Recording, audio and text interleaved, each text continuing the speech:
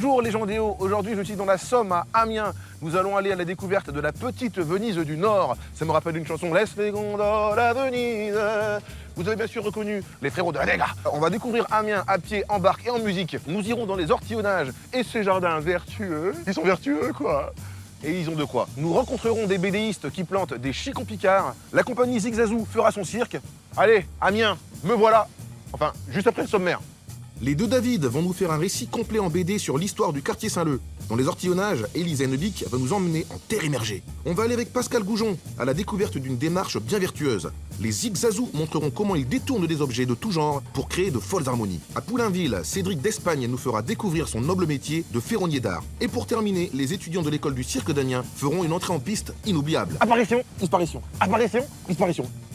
Beaucoup d'effets spéciaux. En 2016, une revue BD Picarde a vu le jour. À travers un financement participatif, les deux David ont créé Pierre, Papier, Chicon.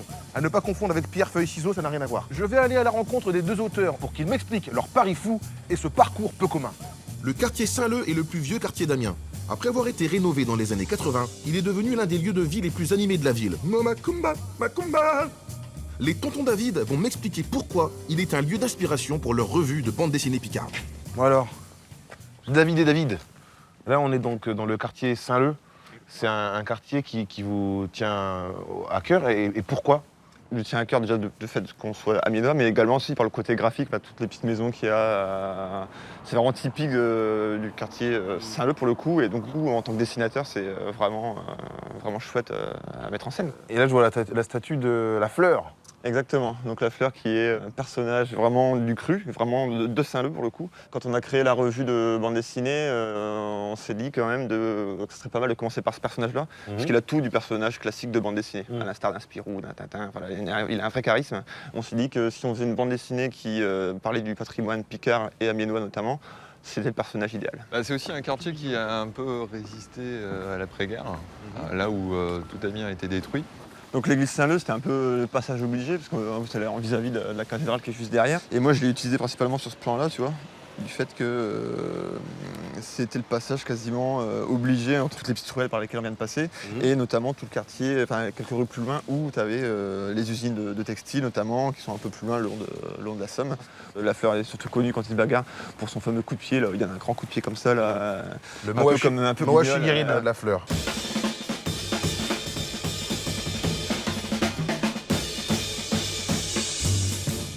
Qui dessine? Les deux vous dessinez les deux. Ouais. Qui est au scénario? Les deux aussi. Les deux aussi, donc c'est vraiment un binôme. C'est un binôme qui conçoit la revue, qui ensuite chapeaute les autres auteurs qui viennent bosser sur les numéros suivants. Donc c'est une histoire de deux. Moi j'aimerais savoir un peu le parcours de chacun. Il y en a un de vous deux qui a fait l'UPJV. L'UPJV, voilà. J'ai fait l'UPJV, donc l'UPJV des Arts. Donc c'était en 2014. En fait, un diplôme universitaire de création de bande dessinée venait de s'ouvrir. Et puis moi, j'étais en reconversion professionnelle. Avant, vous étiez... Parce qu'avant, j'étais dans les centres d'appel, j'étais directeur et manager, et puis, au bout d'un moment, il fallait que je passe à autre chose. David, du coup, vous, c'est autodidacte. Voilà, autodidacte complet. Moi, je suis depuis que je suis tout petit, comme la majorité des dessinateurs. Mais vraiment orienté sur... Moi, ce que je voulais faire, c'était vraiment de faire du dessin pour la bande dessinée. Et au niveau capillaire, vous avez le même parcours ou pas? Ouais, alors, David, mais du coup, David, il a un peu la génétique de Jean-Louis David, quand même. Et moi, avec 15 ans il y a 15 ans, j'étais comme ça, on peut dire. Ouais. Et pour revenir sur la BD, quelle est vraiment la ligne éditoriale alors? Pierre, Papier, Chicon a pour vocation de mettre en avant vraiment le patrimoine picard, c'est-à-dire soit le patrimoine historique, soit le patrimoine contemporain. Donc le premier numéro qu'on a co-réalisé, David et moi, était vraiment historique pour le coup, parce que David a raconté une histoire sur Joseph Pinchon, le créateur de Bécassine. Et puis j'ai réalisé donc moi une histoire sur la fleur, donc ce fameux personnage très ancré à Saint-Leu et à Amiens. Mais la revue après a pour vocation également de voyager dans toute la Picardie. Bon, vous m'avez fait découvrir le quartier Saint-Leu, et qui sont des quartiers qui appartiennent à votre histoire dans la BD, mais il y en a bien d'autres. Mais j'aimerais découvrir maintenant l'atelier, la création. Eh ben, on va y aller. Allez, c'est parti. je vous suis, je vais prendre quelques cours de dessin. Allez.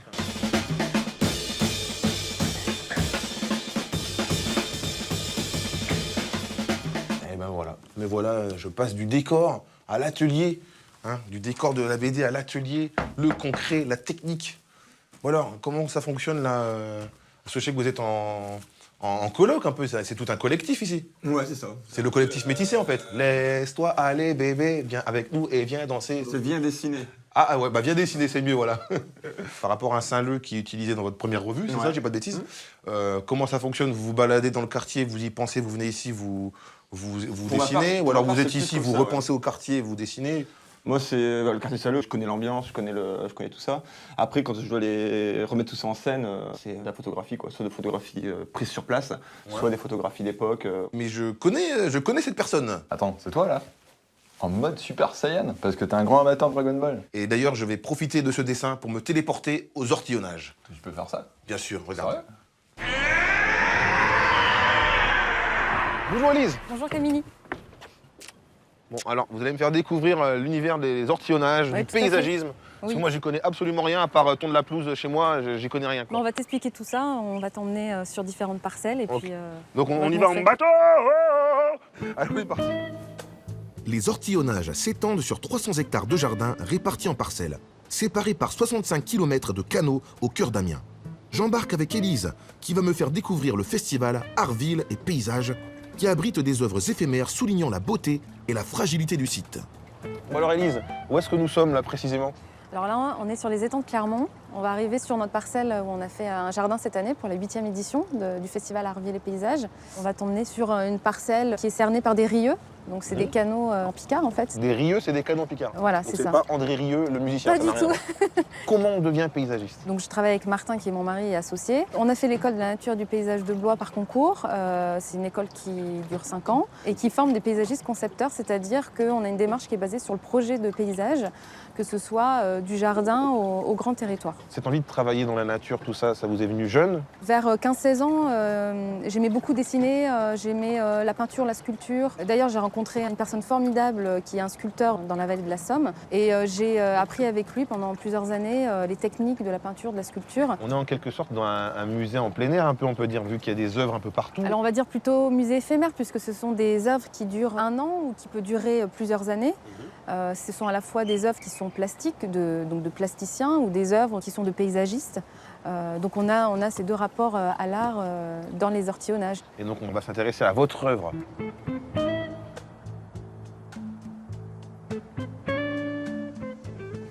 Me voici donc en terre émergée. En terre émergée, tout à fait. On pourrait croire que c'est naturel, tout ça, et en fait c'est vraiment un Voilà. travail artistique.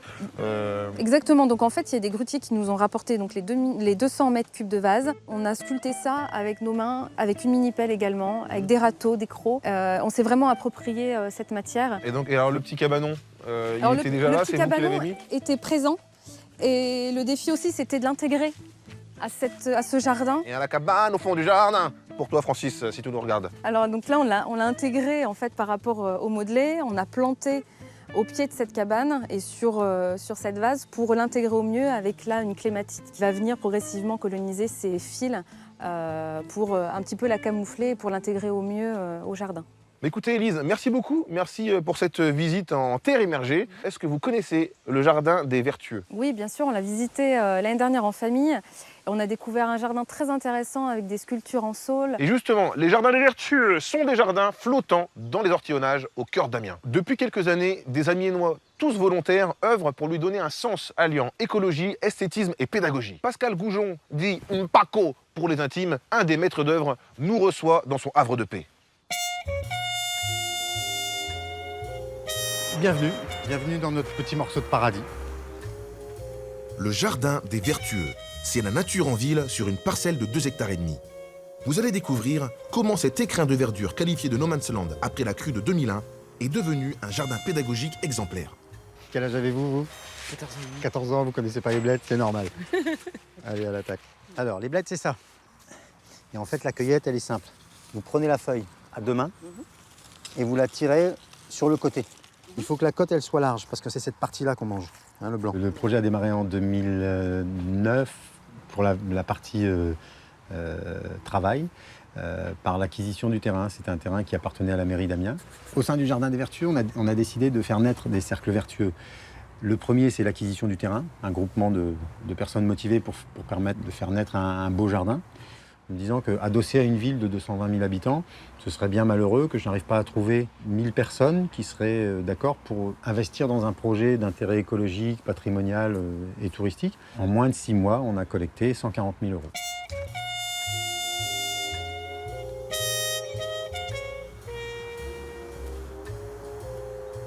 Les gens ne sont pas non plus propriétaires d'un morceau du jardin, c'est plus qu'ils sont partenaires qui ont permis de réaliser le lieu. Et nous, ce qu'on a mis comme contrepartie, c'est une personne qui a acheté une action Terre de Liens pour permettre la naissance du Jardin des Vertueux, à son entrée gratuite dans le jardin à vie. On fonctionne sous forme de panier et puis qui que ce soit peut venir s'inscrire en fonction de la saison, de notre production et de l'augmentation des surfaces de culture. On prend jusqu'à une vingtaine de paniers par saison. On est tout en bio, que ce soit sur la production maraîchère ou sur l'aménagement paysager. On est tous en aménagement respectueux de l'environnement. C'est pas joli ça ? C'est très joli, ça va être vite mangé. On propose à tous ceux qui ont envie de délocaliser leur activité, de sortir un peu de leur mur, de venir la réaliser chez nous. On a le centre éducatif renforcé d'Amiens qui vient avec des jeunes participer à des chantiers, des volontaires du service civique qui viennent faire leur semaine d'intégration au jardin, des organismes d'insertion qui viennent aussi, et puis des associations. L'idée, ça va être de continuer ça. Alors, au début, il faut être à deux parce que c'est pas facile de... Il faut qu'il y ait quelqu'un qui tienne là, la branche, pour pas qu'elle se sorte. Et là, vous voyez, elle tient, je peux la lâcher. Attention.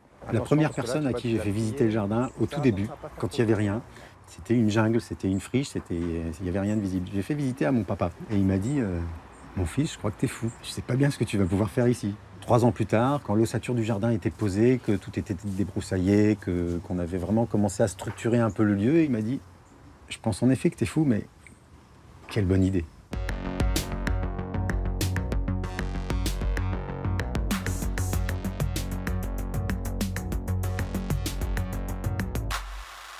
Zig Zazou est une mise en scène faite de swing, de légèreté et d'humour.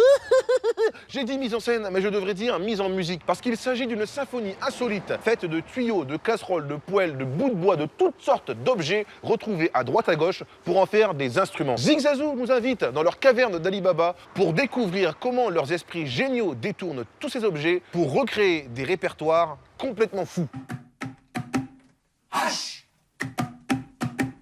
E L P L. Tu penses que c'est ce qui reste de mon piano? Salut les gars. Salut, Michel, ça va? ça va très bien. Bonjour Zig Zazou, bonjour tout le monde. Donc là, il y a tout le crew est là ou quoi? On est encore plus nombreux que ça d'habitude. Là, c'est... Alors, il y a un monsieur qui... Le tonneau, c'est celui-là? Le marron? Voilà. Tiens, allez, je fais un coup de main. Très bien, bon, on a un mec de plus pour charger. Voilà, exactement. Nickel. Hein. Et donc, vous prenez tous les objets qu'il y a ici? Non, en fait, dans notre local, il y a 4 spectacles différents. Et là, on part avec un spectacle qui s'appelle Le Grand Orchestre du 7e continent. D'accord. C'est un spectacle qui met en scène 6 musiciens de baloche qui ont coulé avec le navire, se retrouvent sur un radeau de briques de broc et surtout au milieu du 7e continent, le continent poubelle, qui nous permet de faire de la musique avec des sacs plastiques et de faire passer un message sur le recyclage. On va faire un tour dans la caverne d'Ali Baba. Allons-y, comme ça. allons-y.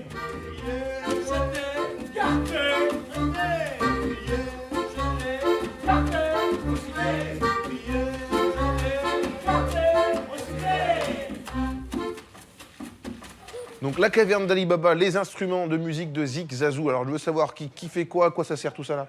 Voilà, dans la cave, il y a plein de bouteilles de vin. Et donc ça, c'est un des instruments traditionnels du groupe. À peu près dans tous nos spectacles, on retrouve ça. Hein, alors le principe, c'est de remplir plus ou moins la bouteille pour les accorder.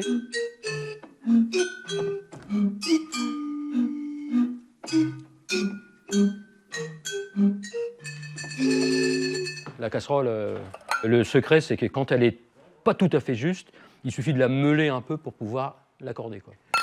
Voilà. Au niveau des percus, bah, on a la boîte de conserve et le... Hein. Ouais, très bien percus. Voilà, plein de choses complètement hétéroclites qui nous servent dans tous nos spectacles. Et aussi des instruments traditionnels, éventuellement.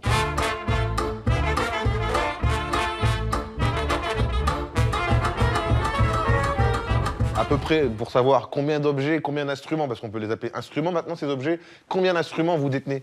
Enfin, sur l'ensemble de nos spectacles, on doit être à 300-400, quoi. Et combien d'années d'existence alors du groupe? Ça fait quand même déjà plus de 35 ans qu'on est ensemble. On a démarré comme une fanfare de rue amateur, et puis assez vite, le groupe a basculé vers le professionnalisme.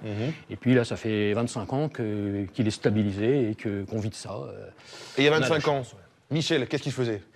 Alors, il y a 25 ans, j'étais donc déjà dans le groupe, mais il y a 37 ans, j'étais dans l'éducation nationale.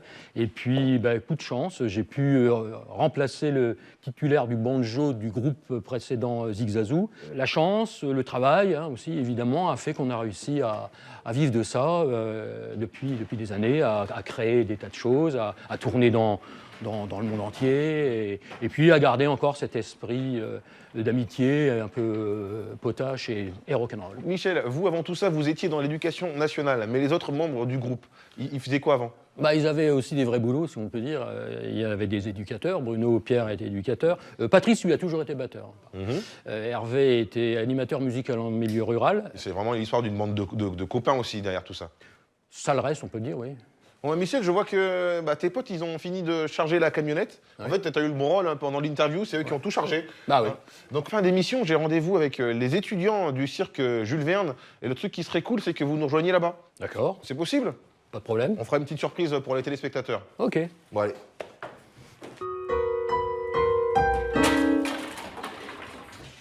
Ah! Ma basse. Bah ouais, la basse, voilà. Bah oui. Voilà, Hein, vous avez fini de charger, là? Monsieur fait du cinéma. Moi qui voulais vous aider à charger. Oh là là là. Hein, on était hyper motivés. Bon les gars, je vois que vous avez fini de charger. On a rendez-vous après encore. Donc il faudra redécharger. Cette fois, il vous filera un coup de main. Parce qu'on va au cirque Jules Verne. D'accord. Okay. Jules Verne. Ouais. Oui, d'accord. Ça va aller, on se retrouve là-bas tout à l'heure. Allons-y, allons-y. Et rendez-moi quand même mon sèche-cheveux que vous avez chargé par erreur dans la camionnette. Oui, c'est Ok. on a besoin de ces cheveux. À tout à l'heure. À tout à l'heure.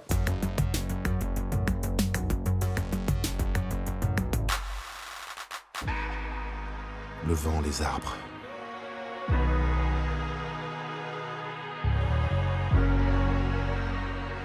C'est pour vous, les gens des hauts. Et non, ce n'est pas une pub pour un parfum, non, c'est pour vous parler de Cédric d'Espagne, qui ne vient pas d'Espagne. Bah non, parce que sinon ce serait Cédrico Espagna. Non, Cédric d'Espagne qui vient de Poulainville, de la métropole amiénoise, où il nous explique comment il fait revivre un métier tout en courbe, volute et délicatesse.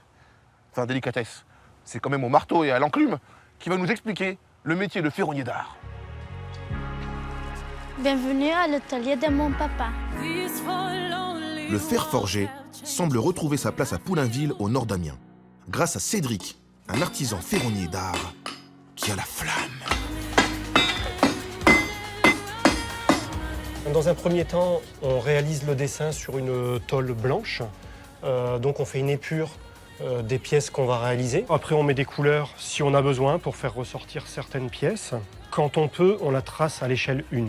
Dans la famille, on a des artisans, on a beaucoup d'artisans quand même. Mon frère est menuisier ébéniste, donc d'ailleurs c'est lui qui réalise certaines des pièces avec moi. On aime le travail manuel. J'ai grandi à Amiens, je suis parti pour le travail dans l'Oise. J'étais enseignant spécialisé pour des personnes handicapées, enseignant en informatique. Et après ma formation en ferronnerie, je suis revenu sur Amiens. Alors une fois l'épure réalisée, on choisit les profilés que l'on souhaite en métal. Ensuite, il va falloir la chauffer à une certaine température.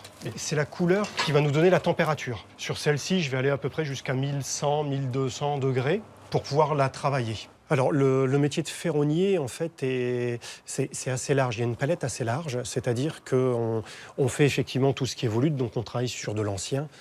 Il n'y a pas de date de début, je dirais. C'est juste les matériaux qui vont changer. C'est-à-dire qu'avant, parfois, ils travaillaient le fer pur, alors qu'aujourd'hui, on travaille de l'acier. Il y a eu aussi des grandes périodes où il y a eu la fonte. Donc très difficile à travailler. Et aujourd'hui, en fait, un ferronnier fait aussi des choses modernes. Donc là, je suis en train de faire ce qu'on appelle le noyau au milieu. Après, il va falloir l'enrouler pour que ça puisse respecter l'épure. Ce qui m'a marqué, c'est les trophées que la Ligue de tennis des Hauts-de-France m'a demandé de réaliser pour du tennis fauteuil. Donc il y a eu un Open international de tennis, il y avait les numéros 1 mondiaux dans toutes les catégories, etc. Une très belle compétition. Et pour une action qui me tient particulièrement à cœur, le monde du handicap. Donc c'est vraiment une très très belle expérience avec de belles rencontres. Vraiment, j'ai pris énormément de plaisir à travailler sur les trophées. Alors une fois qu'on a obtenu toutes nos pièces de forge, je viens ici dans un deuxième temps pour pouvoir faire mon assemblage. Ici, devant moi, j'ai une grille qui date d'avant 1880 que je suis en train de restaurer. Donc, par exemple, elle a été nettoyée aux endroits sur lesquels je suis en train de travailler. Donc ici, je vais changer des fleurs, par exemple, reformer les volutes, redresser s'il y a besoin. Comme dit l'adage, c'est en forgeant qu'on devient forgeron. Donc il faut absolument travailler. Jules Verne a uni son nom à bien des lieux à Amiens. Mais depuis 129 ans, le cirque le représente dignement, œuvrant pour être à la portée de tous, notamment grâce à son école. Riche de ses étudiants au parcours varié, l'école du cirque Jules Verne est un véritable temple du cirque. Nous allons rencontrer Victoire, une jeune amiénoise qui s'est prise d'une passion profonde pour toutes ses pirouettes. Andrea, le clown, Hugo, le jongleur, ou encore Johnson, le porteur, et sa partenaire Erika feront leur entrée en piste plein de vitalité pour nous faire découvrir les arts du cirque à Amiens. Allez, on y va.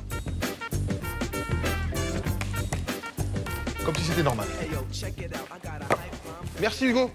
Ça va? Salut Camille, ça va? Bon alors, qu'est-ce qui t'a donné envie d'être jongleur? J'ai commencé tout petit, en fait, le jonglage.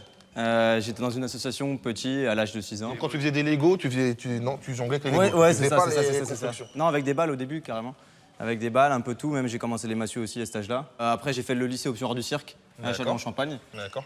pendant 3 ans. Et ensuite, j'ai intégré l'école préparatoire du cirque d'Amiens. Mais comment ça t'est venu dans la famille? Il y avait des gens qui étaient dans le cirque ou pas? Donc rien à voir. Non, il n'y a personne de ma famille. C'est juste mon père, en fait, il commençait juste à me montrer quelques petites passes quand j'étais vraiment enfant, bébé. Et ça me plaisait, tout ça. Et c'est resté, quoi. Ouais, c'est resté. Et puis après, j'ai directement intégré l'école, en fait. L'association direct. Et puis, Merci, papa. Yes, merci, papa. Johnson.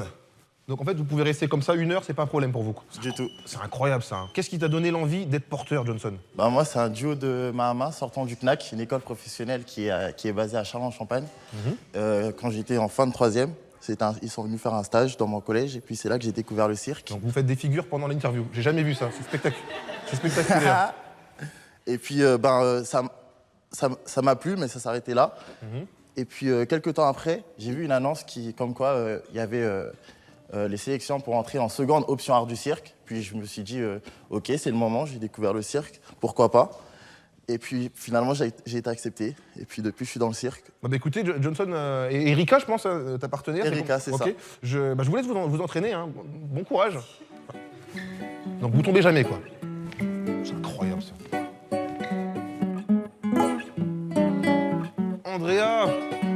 Andrea, multiple talent, Andrea. Clown, musicien, tout. Mais alors, raconte-moi, clown, comment t'es venu l'envie de devenir clown? L'envie de clown, ça vient déjà de l'envie de m'écouter, de savoir qui je suis, pour pouvoir exprimer tout ça par la musique, par le clown notamment. Parce qu'à mon avis, c'est la façon la plus libre et la plus expressive, ça peut toucher du bourgeois à l'ouvrier, et qui ça fait rigoler tout le monde avec...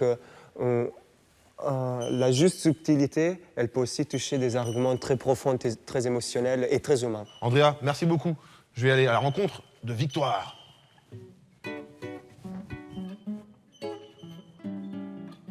C'est incroyable parce que moi-même, au sol, à l'endroit, je suis incapable de faire ça. Mais comment ça fonctionne? Tu vis en haut? Tu vis là-dessus tout le temps? Non, juste pour dormir, je descends. Il y a un moment, tu descends quand même. Et ça fait combien de temps de pratique de trapèze fixe? Ça fait 6 ans que je fais du trapèze fixe et ça fait un peu plus longtemps que je fais du cirque. Elle est venue comment, cette envie de faire du cirque? Je viens de Corbie, c'est une petite ville juste à côté d'Amiens, où il y a pas beaucoup d'habitants et pas beaucoup de disciplines extrascolaires. Ouais. Et du coup, j'avais le choix entre faire du karaté et faire du cirque, et du coup, j'ai fait du cirque, quoi. Moi, j'aurais pris karaté, personnellement. Mais et la famille, comment elle a réagi quand t'as dit à la famille, à tes parents, je veux faire l'école du cirque? Au début, ils étaient un petit peu inquiets, et puis au fur et à mesure, à force d'en parler, de me voir en faire et de voir que j'étais bien dedans, ils ont fini par m'encourager et être à fond dedans, quoi. Vous vous connaissez tous plus ou moins, il y a des gens qui viennent de l'étranger pour apprendre ici? Ouais, il y a énormément de gens qui sont latinos, qui viennent d'Amérique du Sud, qui viennent d'Espagne, et il y a aussi des Belges, il y a un peu toutes les nationalités ici. Bon moi, Victoire, je vais continuer à faire mon petit tour dans l'école, mais je te donne rendez-vous au cirque Jules Verne pour une petite surprise. Hein. Ça marche. Alors, il est pas mal, hein, la petite figure comme ça tout à l'heure et tout. Enfin, tu vois ce que je veux dire quand t'étais dans l'autre sens. Eh oui, je vous l'avais promis. Me voilà au cirque Jules Verne, en présence de Jules Verne. Eh non, me voilà au cirque Jules Verne. Je vous avais promis une rencontre entre Zig Zazou et les étudiants du cirque.